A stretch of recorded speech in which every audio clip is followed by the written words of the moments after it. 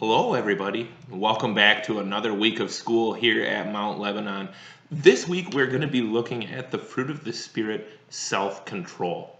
Self-control is when Jesus' love compels us to resist temptation. And we're going to be looking at a Bible story this week about one of Jesus' disciples, a man named Peter. We're going to see a time when Peter was struggling with self-control. So as we watch this video, I want you to think about the question, when did Peter need Jesus' help to resist temptation? Think about that as we watch this story. God's story. Peter denies Jesus. So remember how part of God's story is about a guy named Peter who walked on water with Jesus? Well, it goes like this. Peter followed Jesus, but like all of us, he wasn't perfect. Sometimes he messed up. One time, he even pretended not to know Jesus at all. Here's what happened. Jesus and his 12 disciples were going to different towns, showing more and more people that Jesus is God's son. But some people did not believe Jesus is God's son. They thought that was impossible.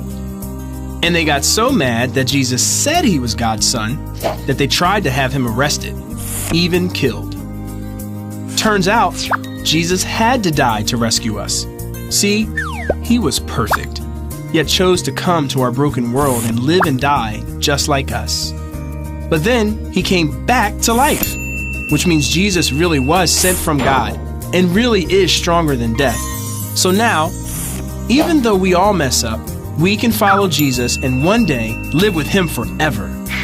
But at the time, Peter and the other disciples couldn't have known all that. They believed Jesus was God's son, but they didn't know how he would rescue us. One night, Jesus did get arrested. Peter and the disciples were sad and scared. They could get into trouble too, just for following him. So when a servant girl recognized Peter and said, "This man was with Jesus," Peter said, "I don't know him." Then someone else called Peter a follower of Jesus and he said, "I am not." A third person said Peter knew Jesus and Peter said, "I don't know what you're talking about." Right then, a rooster crowed and Peter realized what he had done.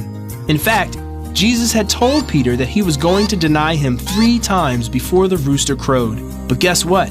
That means Jesus knew Peter would mess up before he even did anything, and Jesus loved him anyway. The best part is, he feels the same way about us. Peter would keep on following Jesus and show many more people how to follow Jesus. And we can too. And that's part of the story of Peter. So, in case you missed it, here's the quick version. Peter messed up. People arrested Jesus. Peter pretended he didn't know Jesus. He did it again. He did it a 3rd time. The rooster crowed. Jesus still loved Peter. We mess up too. Jesus still loves us. Peter followed Jesus. We can follow Jesus too.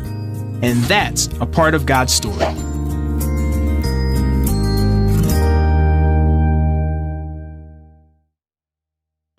Did you guys figure out the answer to the question? When did Peter need Jesus' help to resist temptation? It was when Jesus was arrested while he was being held on trial, wasn't it? There were 3 times during Jesus' trial that people came up to Peter and asked him if he knew Jesus or if he had anything to do with them. And Peter was so scared that he lost control of himself. Even though he had promised Jesus that he would never betray Jesus, would never disown him, he did it 3 times in a row because he was so scared that he lost control.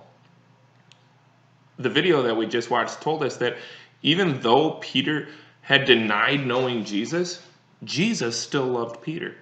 Jesus still loved Peter so much that he died on the cross for him to take away his sins.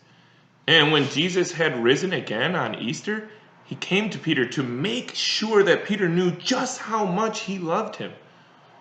Later in his life, that would be very important for Peter, because Peter was going to be faced again and again and again with opportunities where people told him to deny Jesus or to disown him or to stop telling other people about him.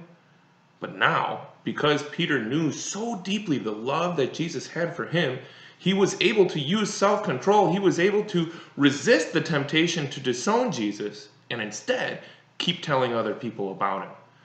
So that's what we're going to learn about this week, that wonderful gift of self-control that God gave to Peter. And we're going to see how God, in the same way, gives that gift of self-control to you by showing you the incredible love that he has for you.